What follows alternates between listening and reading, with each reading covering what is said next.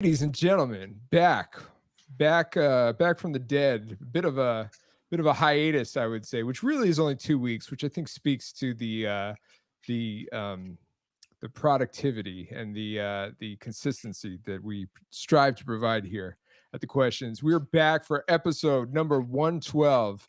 We are joined tonight by special guest, friend of the show, a recommended Twitter follow. This is my personal endorsement of him. He is a member of the Call Out Culture podcast. He is part of a group that, if you guys are familiar at all with the underground hip hop scene of the turn of the century, specifically, the Def Jux era, Hangar 18, Adams Fam, and many other accolades and things we're going to get into. Welcome to the show, Alaska. Thank you for having me. Sorry, my dog just decided to start hacking. Literally the second you introduced me. Yeah, it's just like a very geriatric dog that's hacking like crazy. So I apologize for that in advance. Look, if shit gets real and you got to take care of your dog, like handle your priorities. We're pumping her with drugs to keep her calm. It's usually when she stands up, she starts hacking, but otherwise she's okay. That's great. That's awesome. Hey, listen, you never know what you're going to get when you watch this show. Folks. Big endorsement for Big Dog Pharma. Big Dog Pharma. My new rap name. Yeah, or maybe a crew or something like that. Yeah. So this was supposed to be a crossover week when it initially happened. I had the honor and pleasure of joining your guys' show, the Call Out Culture podcast, a couple of weeks ago, and felt like I was thrown into the fire there a little bit. It was a bit of a baptism by fire. It was, but I feel like did that seem particularly hectic for you guys, or is that sort of like the general temperature of the show? I think the topic brought a lot out of us, but it is sort of the tenor of the show in general. But definitely that's like a topic that we've been going on for a while. And, for longtime listeners of the show know that there's a couple punching bags that we have, and that the character we discussed there was one of those punching bags. Well, listen, this is just an endorsement. If you guys didn't hear it, go back and watch or listen rather to the Call Out Culture episode. I'm the guest. We're discussing Common. I do my best to step up to the plate and, sort of vouch for him. I thought, I sort of thought it was going to be more of a celebration, and it was a bit more of a sort of a gang initiation, I would say. We were just a little bit. Yeah. I mean, based on our previous discussions on Common, I think it was pretty fair. Okay. Like I went into it thinking like this is going to be a bloodbath. And I thought, for the first 6 or 7 albums, we were pretty fair. And then it just quickly went downhill. Yeah, which one could argue is sort of perhaps justified in some respects. But I want to give a shout out to everybody watching. We've got people on Twitch. Shout out to YouTube. We have our folks on Facebook.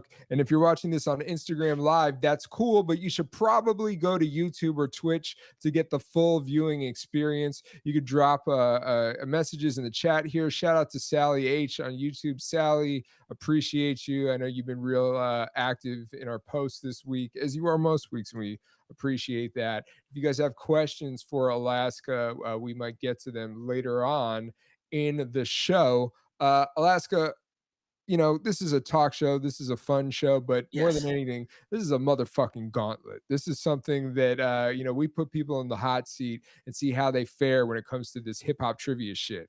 Now, one of your co-hosts, Zilla Rocca, was on the show few weeks ago, maybe a month ago. He scored that 15 out of 15. I don't want to say that there's a high expectation for you right now, but your boy did something. I hope if I do get to 15 to 15, there's a bonus question tiebreaker for winner takes all. As I said on your guys' show, Call Out Culture, I think the inevitability is that we're going to have to get the 3 of you guys on here for a battle royale at some point. That would be amazing. That'll be amazing. There's going to be a lot of shouting and interrupting as well. There will be. We might have to do it round robin style. Or maybe I can develop some sort of muting technology, so at least I can sort of hold court. But I think that would be helpful. So I always like to say there's sort of 2 schools of thought for guests who come on this show. Some are that they want to go at it, solo dolo. If they know the answer is great. If they don't, they're going to go down with the ship. Others sometimes like to rely on the chat as their lifeline. So you have the option either way. There's no judgment one way or Okay. another. The only rule that we have implemented now is that you can only use it once per round if you do choose to use it. Okay. So I'm just going to view hide it. the chat right now then, just Okay, to be you safe. you can do that. Yeah, it's up to you. I mean, the chat is not always correct, I'll also say, but they Yes. are very enthusiastic. So it's something to keep in mind. So are you ready to get into this thing? I'm ready, man. I'm All ready. right. I've been training for this since I was watching Double Dare as a kid. Well, there is going to be a physical challenge, and at some point I might pick my nose. So Excellent. I'm expecting some slime. all right, let's do it. We're going to go into our first round, and the first round is our general multiple choice. It is a round we call The Choice Is Yours. All right, Alaska, here we go. Question 1. This rapper recorded Adam's Groove, the theme song to the film The Addams Family in 1991. Was it Hammer, Ice-T, Kool Moe Dee, or Vanilla Ice? I'm pretty sure it was Hammer. Pretty sure it was Hammer. Is that your final answer? That's my final answer. Yeah. Shout out to Zilla Rocca in the chat on YouTube. We've got some family in the chat now. What up, Let's Z? see what the answer is, folks. Hammer. Yes. I knew Hammer was. I thought Hammer was Addams Family, and Vanilla Ice was Teenage Mutant Ninja Turtles, if I'm not mistaken. That is correct. Vanilla Ice was in Teenage Mutant Ninja Turtles 2, The Secret of the Ooze, I believe. Yes, I believe that's the one. And then Ice-T did Colors, obviously. Obviously. Yeah. In your kid movie trilogy. Totally. I remember the Ninja Turtles movie being a very big deal to me at the time. But I don't think that Vanilla Ice was enough on my radar to really care. What was your sort of relationship with any of these characters or artists at the time of their crossover into movies? I didn't really have much of a relationship. Like, I wasn't super into the Ninja Turtles. I was like a big Anthrax fan, and the guitar player used to have Ninja Turtle stickers on his guitar. That's about the extent of my relationship with the Ninja Turtles. But I was never much. I always liked Turn This Mother Out era Hammer, which I thought was really dope. Yep. And Ice-T is a goat. Although according to Twitter recently, he's not. I know. They've been talking about that on the Super Duty Tough Work podcast because it's one of their inner circle that had posted that tweet originally that just went insane. I listened to that. People in the chat, I want to know: do you think that Ice-T is underrated, overrated, or properly rated? Let me know in the chat. I want to know what you guys think. Sally H points out the KRS-One had a cameo, and I'm gonna get you, sucker. He did, yeah. There's a because every hero needs theme music. Absolutely. Yeah. So, the Addams Family teamed up with Hammer. You were part of a crew called Addams Fam. Yes. Are you at this stage in your life and career, are you sick of being asked about Addams Fam, or is it something that you still sort of wear with a badge of honor and sort of pride? No, I'm still pretty proud of my time in Addams Family. Honestly, people don't ask about it that much because I think it's so far removed that anybody who would know of Addams Family is like in retirement homes at this point. But no, I'm always happy to talk about Addams Family. It was like a real important and interesting time in my life, and those dudes were all amazing. Is there like an Addams Family like group chat? Like what is the communication like in 2021? Is it like there's people that you'd never talk to, or maybe like you check in once like a year, or what's the dynamic these days? I pretty much only talk with Cryptic and Wind and Breeze at this point. Got it. Yeah, everybody's sort of gone their separate ways. It's been a long time. I've seen Vortal like once in the last like 7 years. Sure. And Vast, I haven't seen Vast in ages. I'll talk to him on Twitter every now and again. And I'll see Jest once in a while, but it's not like it was like a time and a place. And I think everybody sort of moved on to their own world for the most part. Yeah. For most people, they don't even necessarily hang out with like their friends from college, like there was a time, and that was sort of like hip hop college, right? That was like very much so. Yeah. It was like freshman year, like when you meet like the people that are kind of in your dorm. Right. So it's like, I always talk to my daughter about it because she started a new school, and like the friends that she had at the beginning of school aren't her friends anymore. So it's Mm. like that. Like your first year friends are not your friends by the end of college. A lot of times, it's just like they're the people that lived in your suite. So if we're sticking with the college dormitory analogy, what was the dorm that was sort of the scenario or setting for how you all really like sort of clicked up at that time?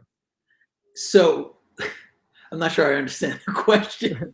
Where like what was the environment? What was the Oh, the setting that like the sort of common ground and place where you guys really sort of got you. I thought I had to come up with the dorm analogy, so I wasn't like sure for that. But we hooked up at the New Eureka Poets Cafe oh, in New York of City in the course. Lower East Side. Yeah. There was a bunch of open mic events down there. Two in particular, one called All That and one called Words, and they were both like hosted by Bobito. And it was like 10 poets, 10 rappers, and just like a lot of people like from that indie scene, like late '90s indie scene, came out of that grouping. And that's where I met Adam's family. It's where I met pretty much everybody that I know from the New York City music scene. Like all of Stronghold was in there. Who else was in there? Like Saul Williams was always there. Right. Right. Like Pumpkinhead and his whole crew were always there. Um, LP would be around from time to time. Like just all those dudes were out there, and we'd basically we'd rap and hang out in front until like 5 in the morning, ciphering things like that. Definitely not in college anymore, right? No, definitely not in college anymore, or ciphering anymore. Or ciphering anymore. Yeah. Yeah, makes sense. Makes sense. All right. Well, we're gonna move on to our second question. So far, so good. You All channeled right. your inner Adams fam intuition, Alaska. We're gonna move on to question number two. All Question right. two. Which of these producers contributed to Fat Joe's 1993 debut album Represent? Ooh. Was it Buck Wild, DJ Premier, LES, or Lord Finesse? I know Premier did a remix, if I'm not mistaken, but I'm not sure if he was on the record. Yeah, we're talking records specifically. I'm gonna go with Lord Finesse. He's going Lord Finesse. Let's see if he's correct, folks. Check it out, check it out. Would you believe the fact? Lord Finesse is correct. Living Yes. Fat was the track. I bring this up because I think it was you who mentioned this when we did the Common podcast. You said that if that Fat Joe was a great example of an artist who like sort of has been able to capably tread water and have longevity over the Mhm. decades. Was that you who said that? 'Cause I'm That like, was me. Yeah, I thought you were going in a totally different direction here.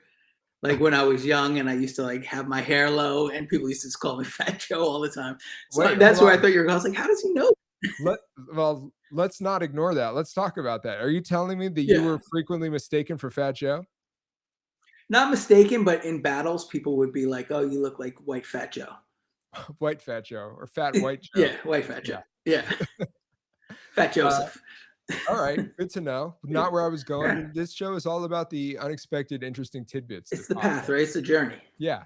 But no, Yeah. you had mentioned that you thought that Joe was sort of like a good example when we were talking about Common and sort of where he I think I posed the question, who is an artist who's had the years in the game and the longevity who would be Mhm. like a better model for Common to follow? And you singled out Joe. So why is that? Can you expound on that a little bit? I mean, I think it's just because he's done some acting, hasn't really embarrassed himself. Like he's fantastic in the She's All That show that was on Netflix. Um, he's kind of become a bit of a social figure lately. Like you kind of see him around, and he just is like he's almost like a personality. Like if there was a Dick Cavett show Yeah. for hip hop, he would be showing up on it. Yes. And just like hanging out and being like, "Oh, Fat Joe's here." Like he's on the couch kicking it. Like so I think like I appreciate that type of personality way more than I appreciate like Microsoft commercial Common personality. Got it. So I was thinking more of that, like kind of gracefully aging into who you are as a probably 50-year-old rapper at this point. Sure. Snoop Dogg would be another great example for me. Snoop is great, but Snoop is but I would say that Snoop you could argue leans more on that Microsoft thing in that he's sort of ubiquitous and he seems to do There's not. I feel like Snoop is very into trying anything. I actually just worked on a project that I'll be announcing later that Snoop worked on, and it's not what you would expect. Is I'll it the say that. Super Bowl halftime show? It's not the Super Bowl Oh, halftime show. okay. Although, what do you think about that? They just announced that today that Dr. Dre, Eminem, Kendrick Lamar, Snoop, and Mary J. Blige are doing the 2022 Super Bowl halftime show. What were your thoughts about that? I haven't had enough time to really process it. My initial thoughts were like, my very first like instinct, like the one that like when I saw, I was like, oh, that's awful. But then I was like, wait, it might be cool. Like, I mean, Super Bowl halftime show in general kind of sucks. Sure. But like they've become big enough cultural phenomenons that they could do the Super Bowl halftime show, and there's something pretty awesome about that. And I will say this, if there's anybody who has the vision and the grandiosity and quite frankly, like the budget to sort of reinvent or like redefine what a show slot like that could be, it's gonna be Dr. Dre. Yeah, totally. So I'm interested as somebody who generally doesn't give a fuck about the NFL Super Bowl or the halftime Yeah. show for that matter. My interest is piqued for sure about that. Mhm. Yeah, Um, I could imagine it being like a super amazing stage show. Like a couple years ago, they had like I forgot who it was that was doing. I think it might have been Lady Gaga, sure. but she had like Missy Elliott come out, which was Yep. pretty dope. I was Yeah. like, oh, Missy Elliott is like one of the greatest ever to do it. So it's awesome to see her get those kind of props and like that sort of national audience.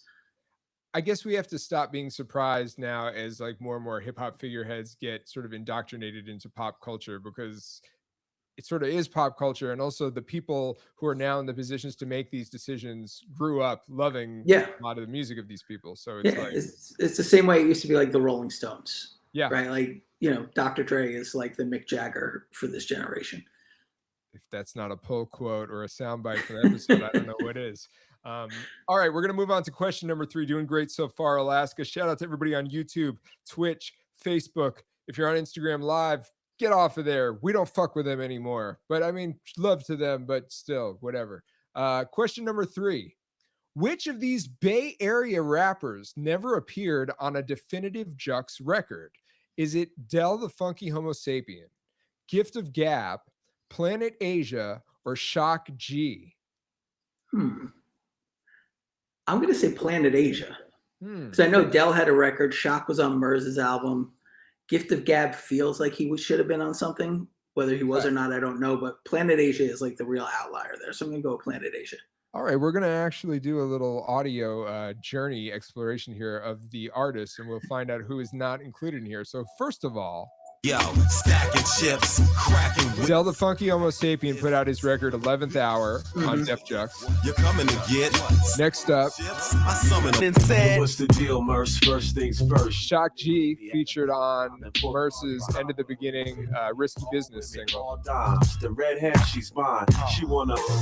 so much change, things ain't the same. Gift of Gab was in the Mighty Underdogs, which released a record on Definitive Jux. So the answer is Planet Asia. You are Yes. correct, Alaska. That was really a lucky guess because I don't even know if I know the Mighty Underdogs record. It was one of the later records that was put out on Def Jux. Okay. And yeah, it was Gift of Gab was a member of the group, but yeah, Planet Asia had not. So Def Jux, man, like Yes. Def Jux was definitely like, I think really like my way that I even found out about the Call Out Culture podcast, because I think that there was an episode that you guys did where you Yeah. were really like, talking a lot about that.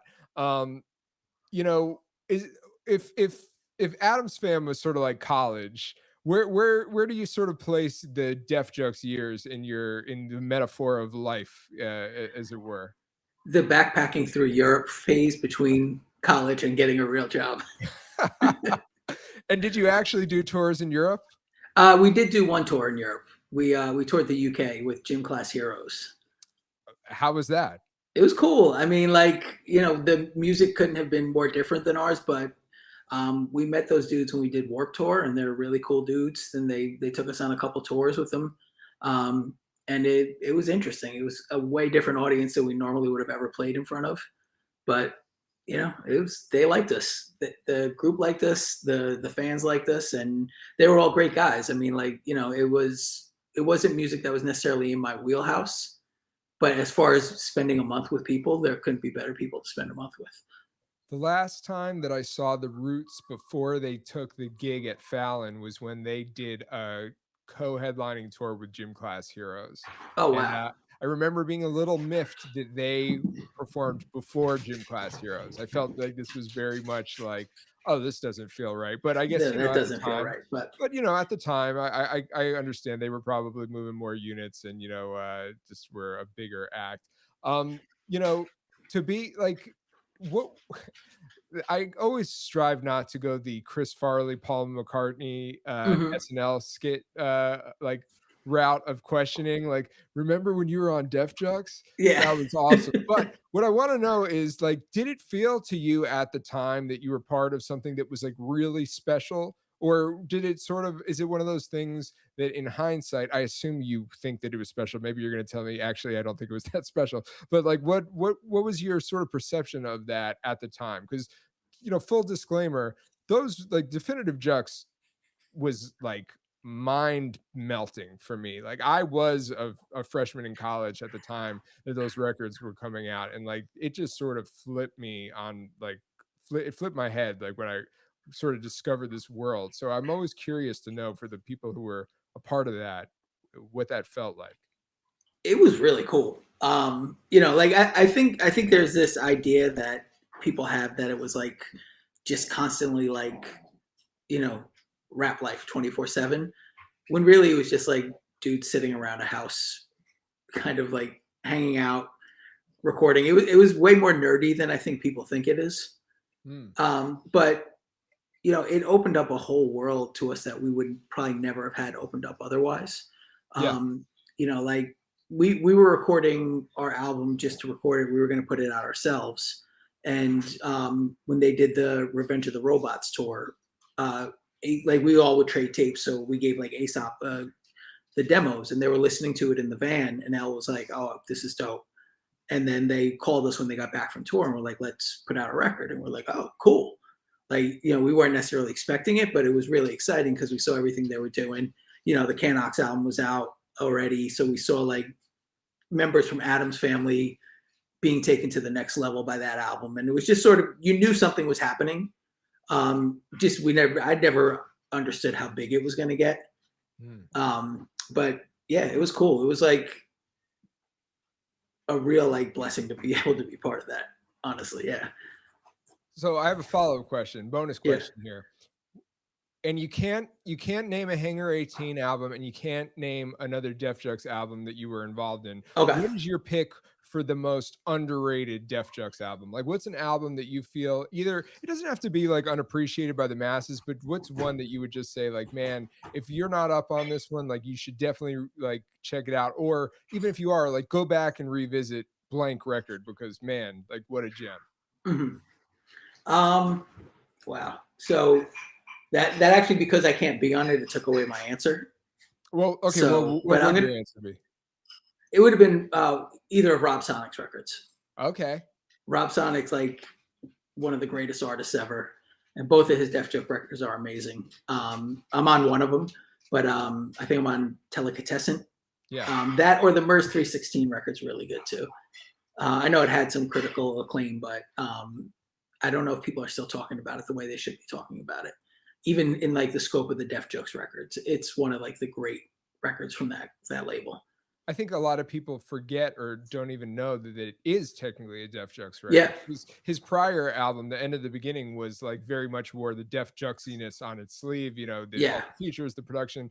But yeah, he did sign a 2-album deal, and the first collaboration with Ninth Wonder was a Def Jux. It didn't sound like a Def Jux record per se, whatever that was supposed to sound like. But yeah, that was. Those are good picks. Yeah, thank you. And I have a good funny Shock G story around that album if you want Let's to hear go. it. Let's go. So we opened for MERS on that tour, and the last night of the tour, we're all like hanging out after the tour, and Shock comes up to me. He's like, "I watched your set tonight." He's like, "I didn't know you were a rapper. I thought you were the manager." I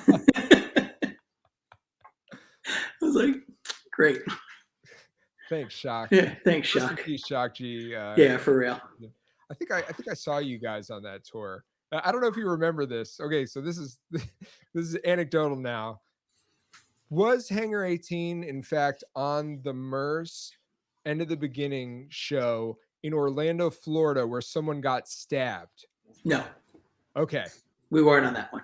Then that must have been a different leg of it, because that was when I saw it, and yes, someone got stabbed in the audience, and just goes to show you, for a lot of people who dismissed the Def Jux stuff as being like, oh, weird, nerdy, like that's the only hip hop show I've been to where a Somebody motherfucker got like stabbed. almost lost his life. So Yeah, I don't know yeah, if that's that a was probably bragging SA point. Smash might have been on that leg. Yes, Yeah. you're correct. Now, As you can hear, my dog is back. Yeah, dog is Yeah. back. The Shout out dog's to back. dogs. Yeah. If you got dogs in the chat, drop their names. Give a shout out to your canine taking this. All right, I think the dog is our cue to move on to the next question. I think it might be, yeah. Have a little side deal with your dog. So we're gonna move into it. Zilla Rocca points out someone got stabbed at the venue where Aesop and Cage played in Philly in 2007. Is that the church, Zilla Rocca? Was that the church, Zilla? Let us know. I mean, we don't want to glorify stabbings here, but it's maybe the sixth element of hip hop, perhaps. It's up there. It's up there. It's one of them. All right, we're gonna pause on that. Sally says hi to your dog. We're gonna move on to question number 4, the final question in this round. That was a fucking burp. Zilla says it was Club Polaris. So a little side talk going on here. Even we're carrying the call out culture spirit even in this episode of the questions. Question number 4. What is the name of the fictional MC that Breeze Bruin portrays on Prince Paul's 1999 concept album, A Prince Among Thieves? Is it Paul, Peridot, Tariq, or Tyrell? I feel like it's Tariq. He says Tariq. Let's see if he's correct, folks. It's 2 o'clock and who the knocking on the door? Tariq is correct. Man, he pulled out the rap decoder ring on that one. Yeah, it was a lucky guess. Honestly, I haven't listened to that record in a while. So, Prince Paul, Prince Among Thieves, classic hip hop concept album. Your latest album, Human Zoo, with Jason Griff, it's sort of like, I wouldn't say it's a straight up concept album, but it seems conceptual in nature, right? Somewhat. I think so. I think it's, I've called it like a COVID album. Okay. Sort of being trapped in one space with the world melting down around you and writing about that.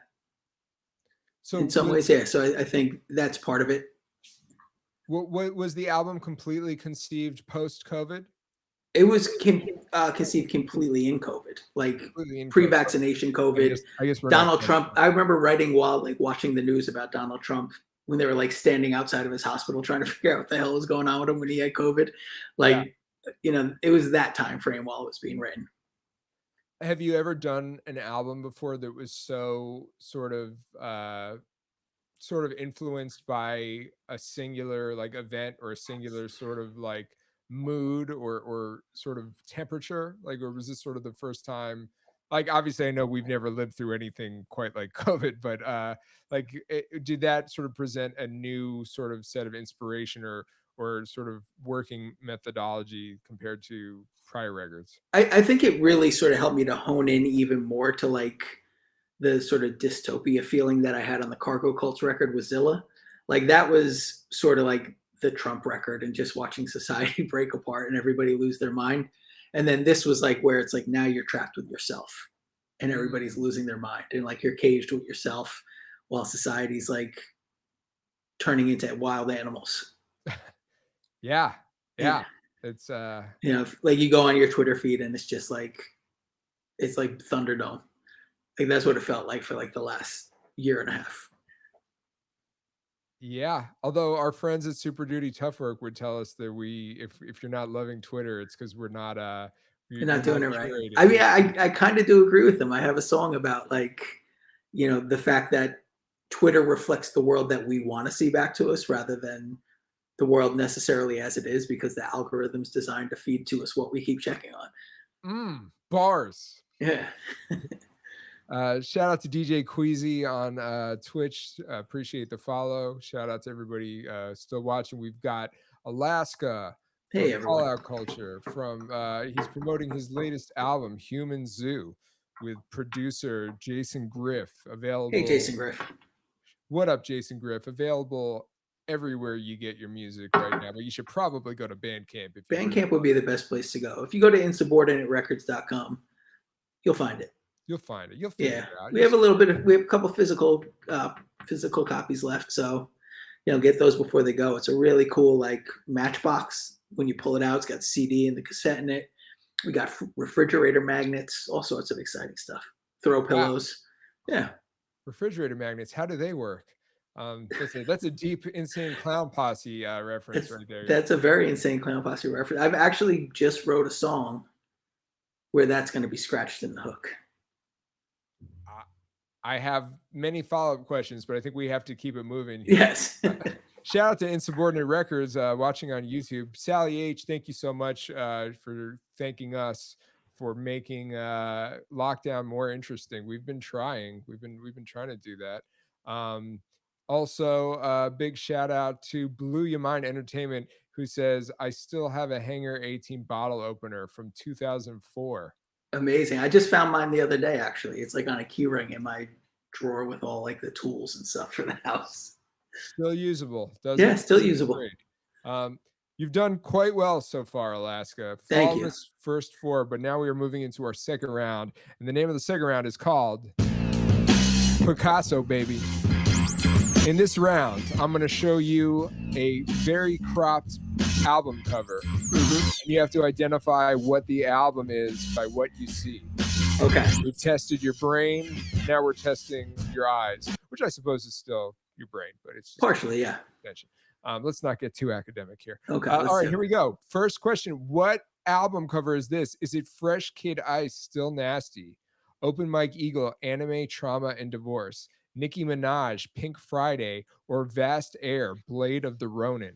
Oh, Jesus. I feel like it's Open Mike Eagle, Anime, Trauma, and Divorce, but it could very well be Vast Air, Blade of Ronin because of the connection to Addams Family.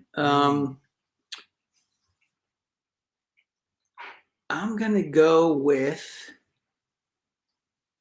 D, Vast Air, Blade of Ronin. All right, he's going Vast Air, Blade of Ronin. Let's see if he's correct, folks.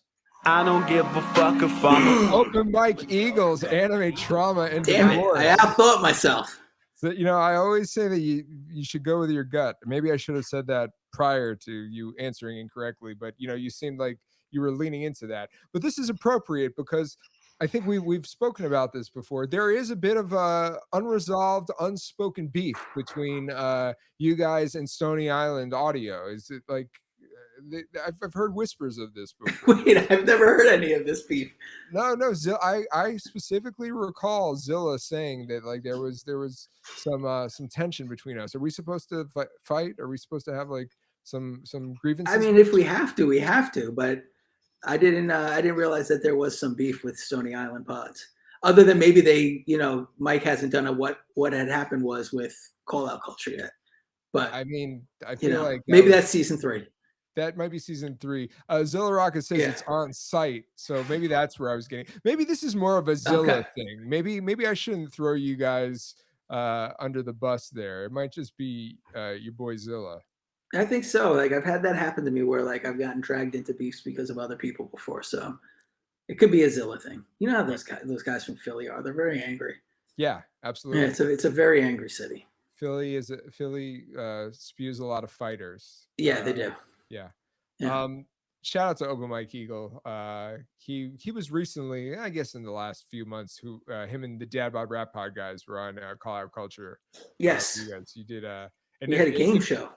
If you think if I thought that my episode was chaotic, Jesus Christ, that was definitely, you guys are embodying the human zoo component of it. Was madness. Yeah, it was madness, but it was one of the more fun episodes, I think.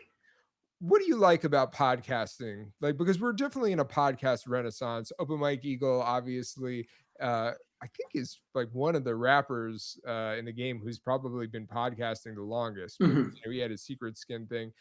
I have my own. Wow, I forgot about Secret Skin. Yeah. No, doing it. I have my Can't Knock the Shuffle podcast on his network. A lot of people sometimes refer to the questions as a podcast. I don't really correct them, but I don't know if that holds or not. But what is it about the podcasting format to you that sort of scratches whatever itch you may have?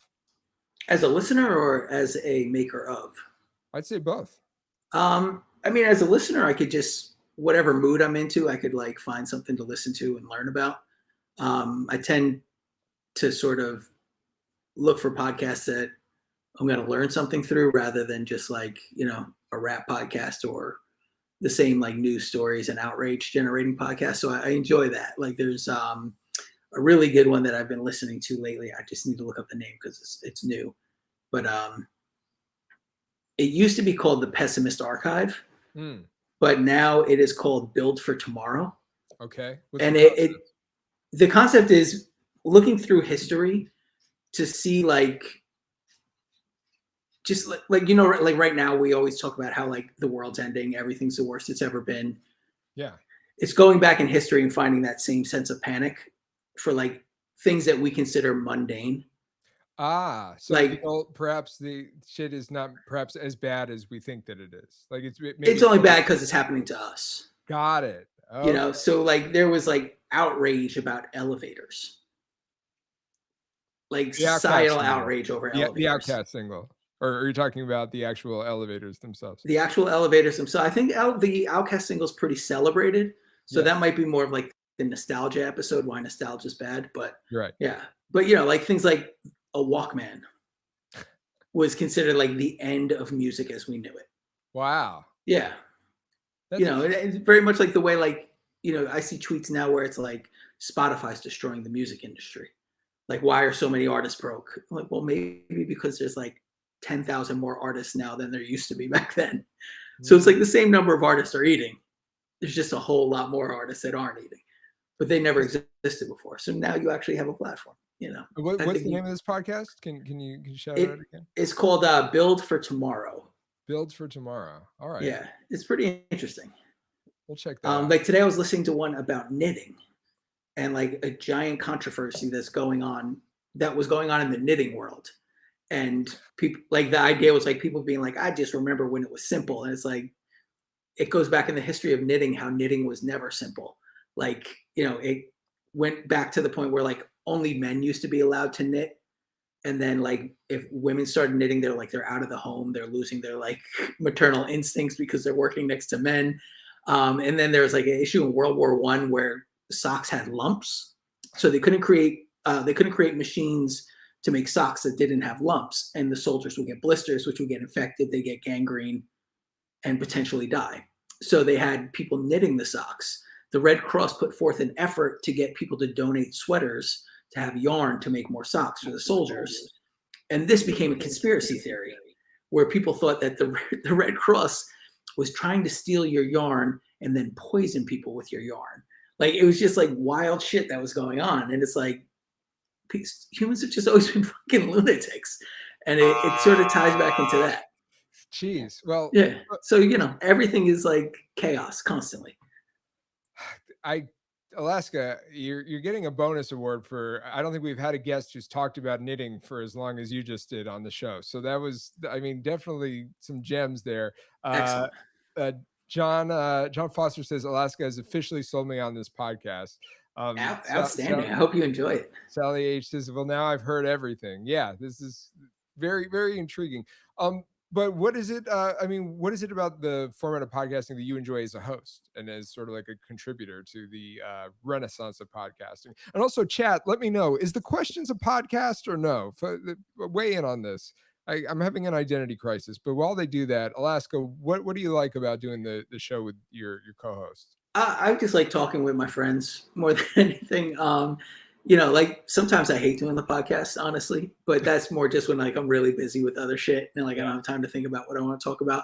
But talking with Zilla and Curly Castro is always awesome, and we get to talk to really cool people about music, and it's like we're not talking to them about like the same shit that people are always talking about. It's like let's talk about like let's do a retrospective on Common's career. There haven't been many podcasts that are like a full retrospective on his career, or like doing like Wu-Tang, or not Wu-Tang, Def Jokes versus Raucous. Yeah.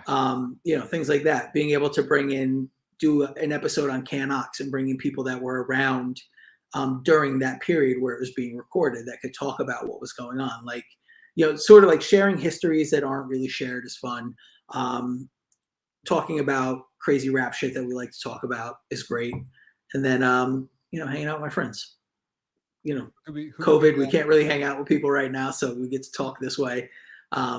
Everybody's old, so we all have families and shit. We can't go out much. So yeah, it's a cool way to connect. Shout out to Colin Shern, who says Call Out is the best rap podcast, period. Thanks, Colin. Also says The Evils of Knitting, instant podcast, subscribe. It's instant, man. I'm telling you, you'll love it. Amazing. All right, we're going to move on to our next question. Question number 6. What album is this? Is it Big Daddy Kane's Taste of Chocolate, Arrested Development, 3 years, 5 months, and 2 days in the life of, Rhapsody, Layla's Wisdom, or AZ's Dough or Die? Big Daddy Kane, Taste of Chocolate.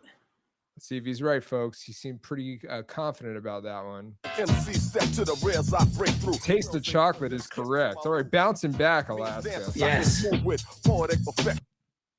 When you hit the canvas, you got to get back up. Absolutely. That's what I've always said. That's the mantra that I've always tried to live by. It's an important lesson. Big Daddy Kane also in the podcast world, I think he did a whole season with MC Search. Oh, really? Yeah, I forget what the name of it is, but it's sort of What Had Happened Was esque, I would say. Okay. I don't want to like ignite any further podcast beef in this episode, but it seemed to be cut. Be careful, Search might take your publishing, so make sure you got the eyes there, Stony Island. I see what you did there. No, shout out to Search. Obviously, he's a the godfather, I would say, of a lot of hip hop media. Movies. The White Rapper show on VH1 was, and his talk show as well. And he had like a Ricky Lake style talk show. Absolutely, he did. All right, we're gonna move on to our next question. You're back in the game now, Alaska. You're doing yes. Good. Question number 7. What album is this? Since we last spoke. Oh man, listen, he's coming back with vengeance. He's showing his teeth like Zilla Rocca was for Common in the episode that I was on at Call Out Culture. He's coming out swinging. Since we last spoke is correct. Yes. Any good RJ stories? I did my first a tour as a professional musician with RJ for this record. Oh wow. Yeah, we had quit our jobs, and a week later we were on the road with RJ. Definitely my favorite RJ record. I know that it's more like appropriate to say Dead Ringer. No, I agree with you. Yeah, do you? Okay. Yeah, I do. I think it's a much better record. Not that Dead Ringer is bad by any means, but I just think that this one's a more realized version of who he is. Absolutely. Shout out to RJD2, former guest on the show. Just a really cool guy. And proud. Yeah, RJ's cool as shit. Yeah.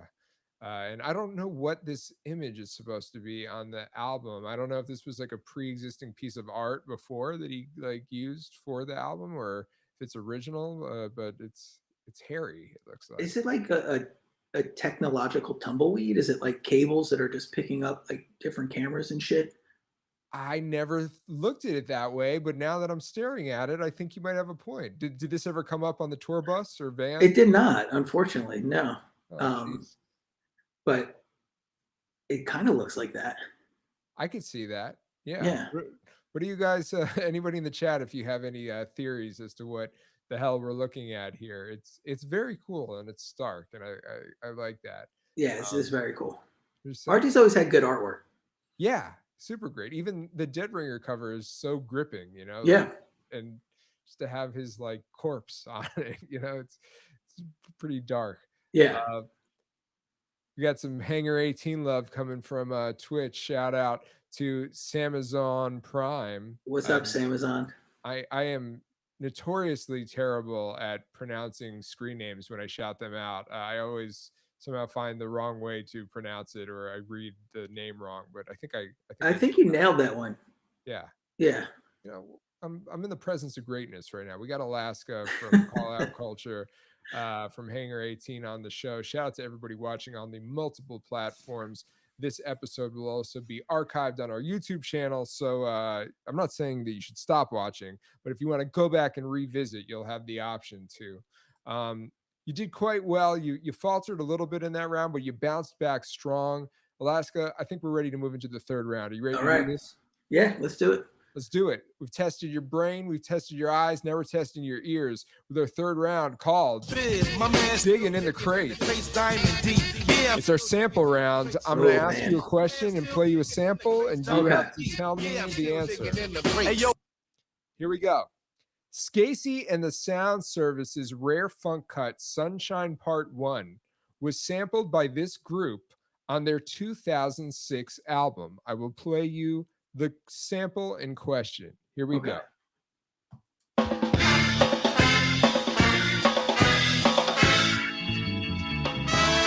Was it Army of the Pharaohs, Dilated Peoples, Murs and Ninth Wonder, or Outkast? I will play the sample again. Please.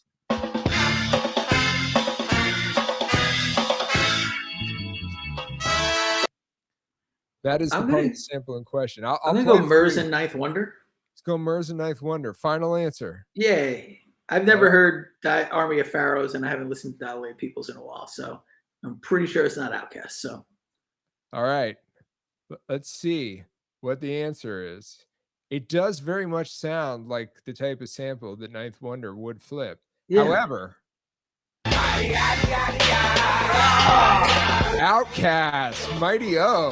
Wow. I'm going to play one more time for comparison.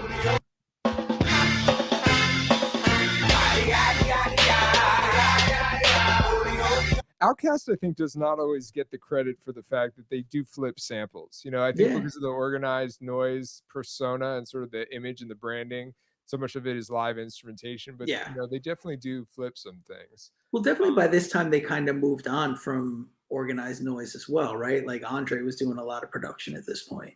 Yeah, I want to say that this album was probably produced by Earth Tone, which is, you know, Andre, Big Boy, and Mr. DJ.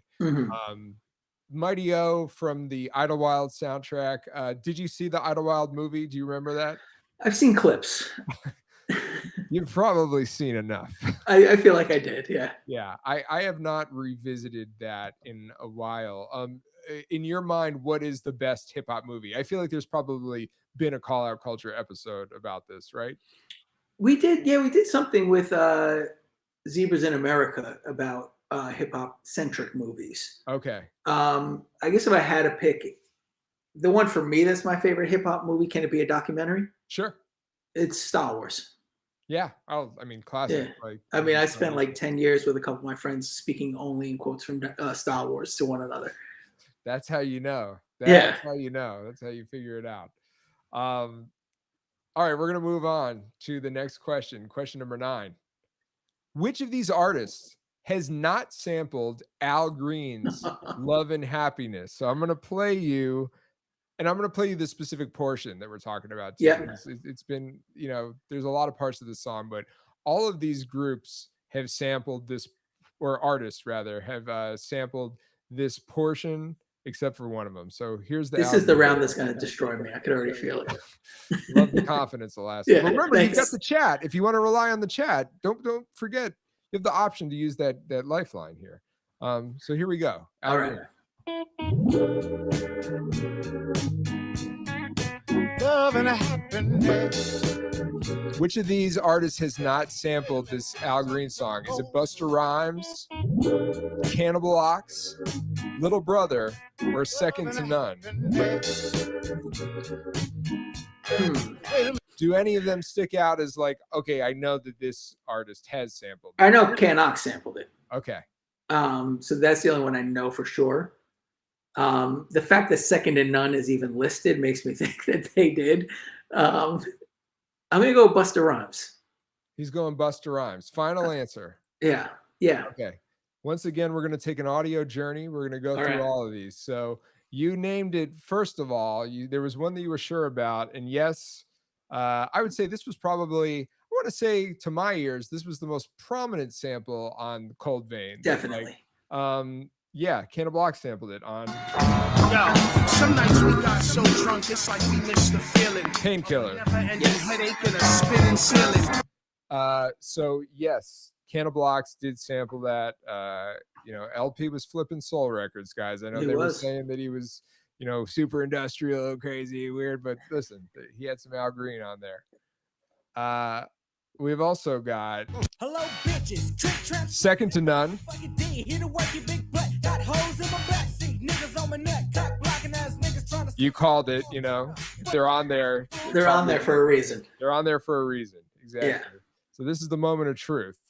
All right, let's see. The other artists listed amongst this to have sampled Al Green's Love and Happiness. We grind, y'all. Bounce back. Busta Rhymes on the second album. So the answer was that Ninth Wonder keeps throwing you in this game. He Little keeps Brother throwing me, did not yeah. sample Al Green's Love and Happiness. Yeah, I've never listened to much Little Brother. I've listened to a lot of Fonte solo stuff, Sure. but I've never listened to much Little Brother. One of my favorite groups of their era, probably groups of all time. I think Fonte is a phenomenal MC, as I would imagine. Fonte is one of the greatest rappers ever. Yeah, Yeah. He really is one of the greatest rappers ever. Like, you can't really even say, oh, he's great for his class, his league. He's maintained and elevated enough that, like, he's one of the greats. He's a GOAT. Come at me. Yeah, I mean, Expensive Jeans is like the greatest song about healthcare. Yeah, and taking care of your health in hip hop music. Yeah, and he's been able to grow and sort of has always had a very honest depiction, like through his rhymes and through his writing, about where he's at in his life. Yeah, and, like, I think should really set the gold standard for what it should be to age in hip hop and still be able to write, completely meaningful and relevant, rhymes. Yeah. Songs.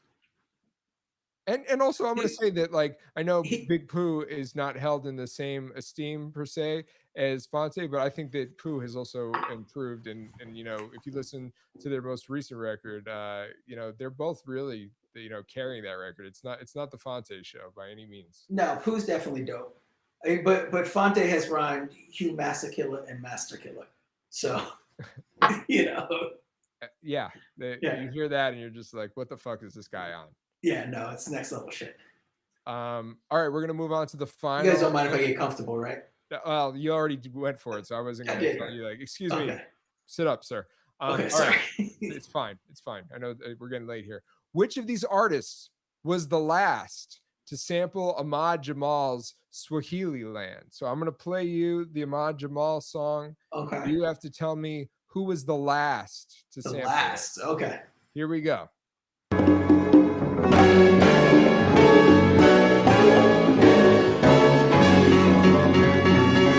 Was it Ab Soul, De La Soul, The Game, or Redman? They've all flipped it. They have. I feel like this could be a trick question. Like, I want to say Ab Soul because he's the newest artist, I believe. But it also feels like Redman would do like his own version of Stakes is High now. So I'm gonna guess Redman because I have no idea, and I like Redman a lot, so I'll say Redman. Redman is a GOAT as well. He's going with Redman as his choice. We're gonna once again take another journey here. So first of all, the iconic classic first to flip it, De La Soul flipped it in '96 for Stakes is High. The Lone Dilla contribution on their Stakes is High record was talking about this. I think it was with Zilla, that a lot of people are like, oh, I love Stakes is High, like the Dilla production. It's like, it's a great record. Dilla only did one record. Only one record. I think we were talking about that on the podcast, actually. Oh, maybe that was it. Yeah. I might be, listen, we're media kings here. It's just hard to balance. It's it really is. Like, move over, Howard Stern. Move over, Howard. All right, second up.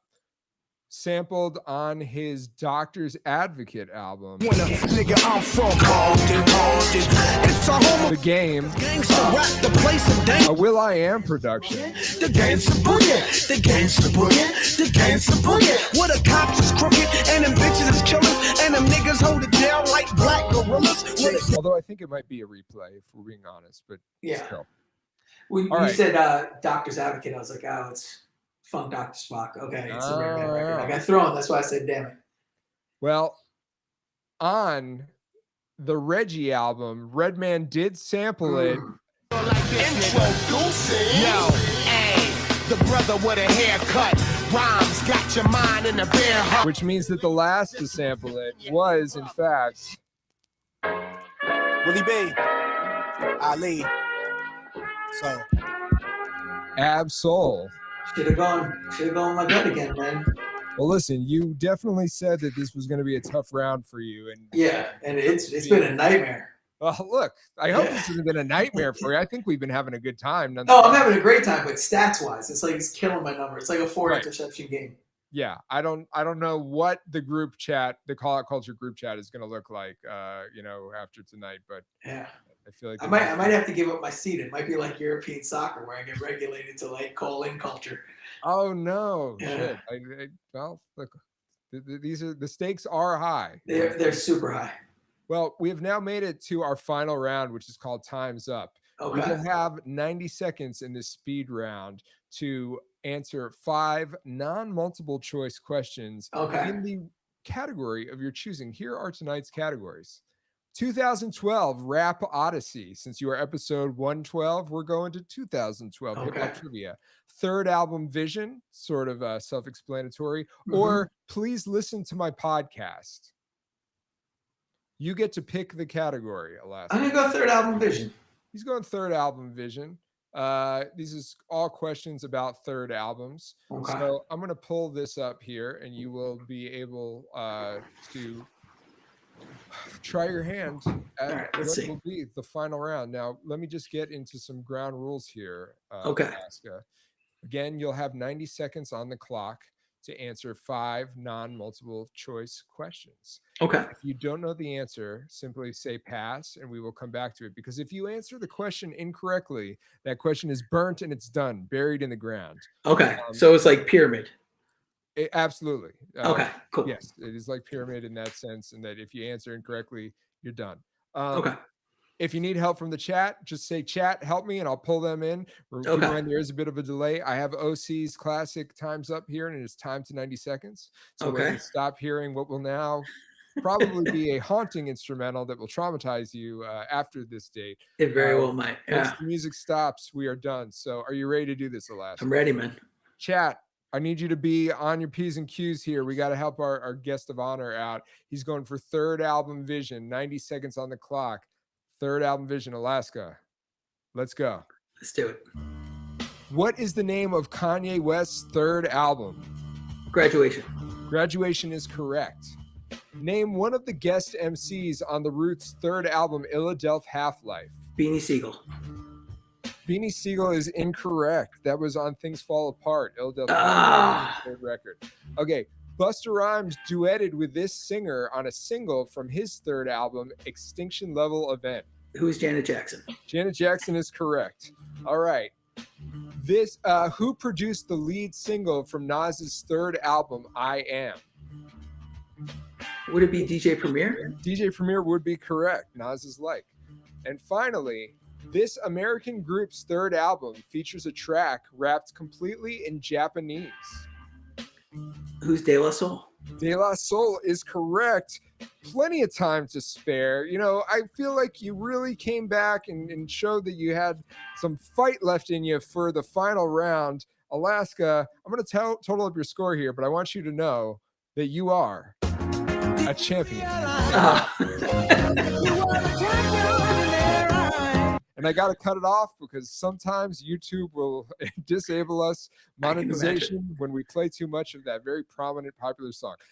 Alaska, I want you to know, no matter what, and I said this to you beforehand, you Yes. are a champion. You, at the end of the day, you are still Alaska from Hangar 18, Adams Fam, Call Out Culture. You're a winner. This does Thank not you, man. reflect on you at all. Thank you.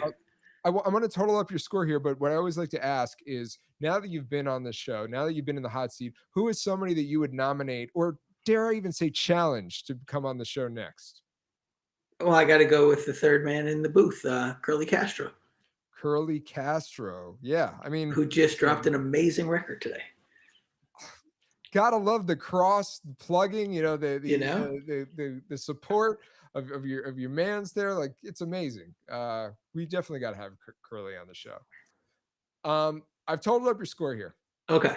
You've scored a total of 10 out of 15. Ooh. Now, let me tell you who is in the 10 club. Okay, I let's do want the 10 you club. to recognize that you're in pretty damn good company. Okay. If we're judging by past guests on the show. Other 10s, and who doesn't want to be a 10, include Bahamadia, Okay. Kid from Kid and Play, comedian Tony Baker, Master Ace, Granddaddy IU, Wow. DJ Cheap Shot from Styles of Beyond, DJ Sour Milk from LA hip hop radio fame, Stro Elliott from the legendary Roots crew. The Okay. 10 squad is a good squad to be It's in. pretty deep. Yeah. I want you just to take solace in knowing that, like, you're behind a very special velvet rope. And I'm sorry, did you say Kid or Play? Kid. Kid. Okay. We've only had Kid. I can't speak to how Play would do, but yeah. So I actually have a good Kid story if you want to hear it. Let's go. I'm pretty sure it's Kid. Kid had the high top, right?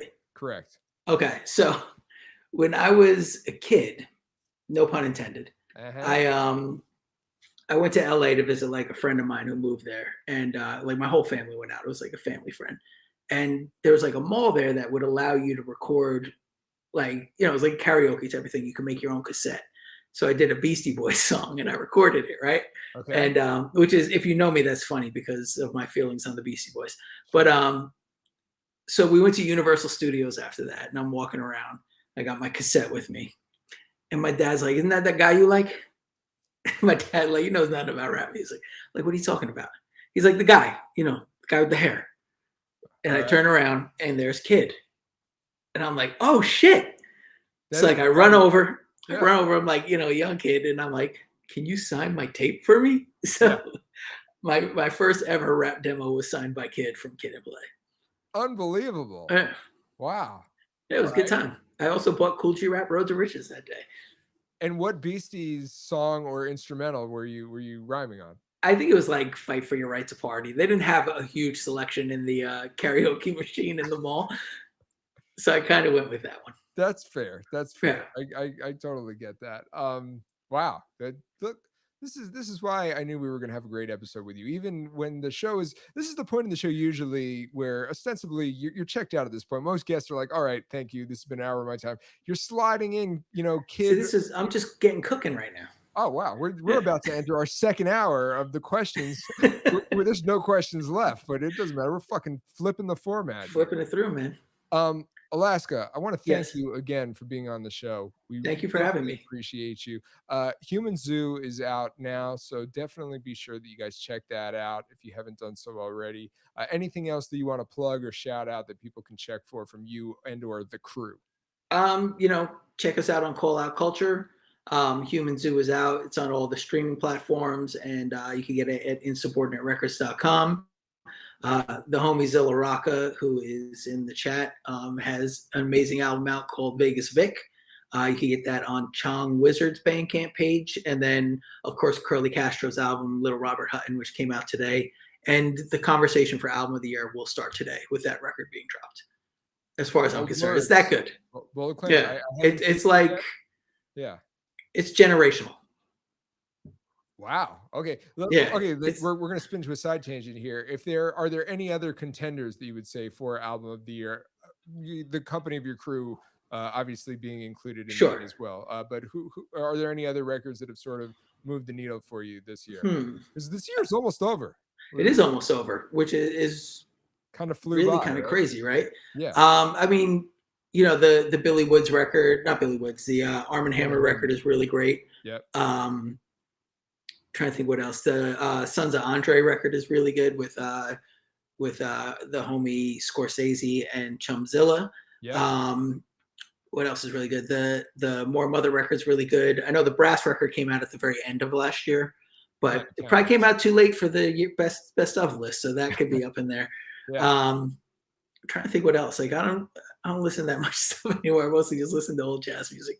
I got to throw in a recent find, and it's not even really a find, I would say, because it just recently came out. But Blue just put out a record. Oh wow! Called I'm pulling it up here. I want to make sure that I get it right. The Color Blue. Okay. It is sort of conceptual in that he, like, every song has the word blue in the title, and there's a lot of blues music, and Okay. every song, like the samples sort of refer to blue.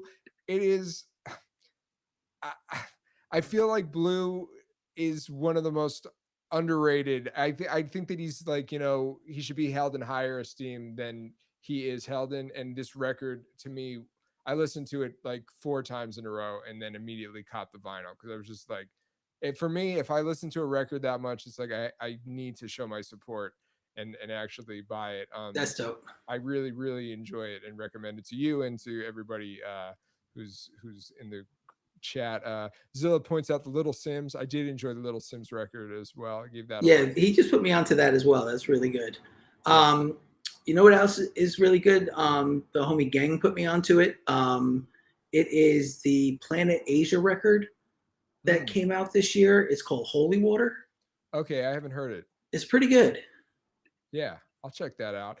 I would also say, and I did say this, but now I feel very conspicuous saying, I actually really enjoyed the Common album when I listened to it the first time. I don't know if you went back and listened to that, like, in leading up to our Call Out Culture episode. I did not. I didn't get that far in. I got as far as I could go, and that was it. Listen, I might never listen to Common again after that episode. I listened to so much Common. I'll just say, and I had further thoughts about this, and I'm using my platform now to speak up for this here. I enjoyed that Common record, but I'm not listening to Common or always even necessarily listening to music in general, rating an MC as an MC. I'm more so listening now, just being like, how is he fitting in as an instrument on this? Is it a overall enjoyable listen? I'm not like measuring the impact of the bars. And in listening back to the Call Out Culture episode that I did, I feel like that was sort of how your boy Zilla, as well as maybe the other two hosts of the show, were sort of viewing Common through that lens. And I have to say that if you can cast that aside, perhaps, this isn't me like throwing excuses in, I think that the latest Common album is something that is worth listening to. Okay. Yeah, I mean, maybe I'll check it sometime. Probably in the least convincing tone possible. I've never had somebody just bold-faced lie to me on the show before. But you've got the. I mean, you never know. There might be like a sequel Common episode that I have to listen to it for. That's true. Maybe the episode would have been an easier to digest endeavor if we'd split it up into installments.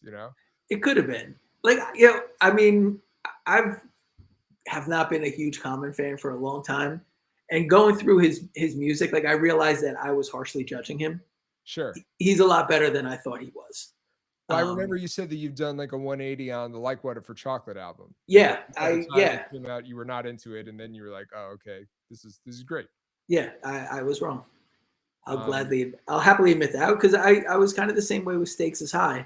Like, I was very much a De La Soul purist, right? Like the first 3 De La Soul records were these mind-blowing records, and then when Stakes is High came out, like I was like in my underground shit at that point. Like, it was like 3rd generation, 5th generation co-flow demos from Stretch and Bobbito, and like Juggernaut songs was all I was listening to. So it was like, if it wasn't that, I wasn't listening to anything else.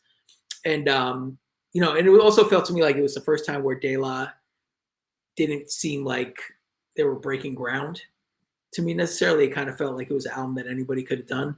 But I've gone back to that one recently too, and I realized I was very wrong on that. I let my feelings from like 20 years ago keep me from listening to that album for like 20 years.